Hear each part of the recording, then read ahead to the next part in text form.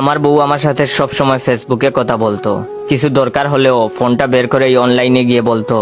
একদিন অফিসে বসে বউয়ের সাথে চ্যাট করছি, তখন আমি বললাম হাই বউ। বউ বললেন কি, আমি বুয়া। বউয়ের এমন মেসেজ দেখে প্রথমে ভাবলাম হয়তো বউ আমার পাগল হয়ে গেছে, কিন্তু পরে দেখি বউয়ের বদলে বুয়া লিখেছি। আমি বললাম আরে না, তুমি বুয়া হবে কেন, তুমি তো আমার লক্ষ্মী বউ। তখন বউ বলল আজ আসো বাসায় বুঝবা। আমি বললাম আরে শুনো, আমি তোমাকে বুয়া লিখতে চাইনি, কিন্তু মেসেজ লিখবার আগেই বউ আমাকে আনফ্রেন্ড আর ব্লক দিল।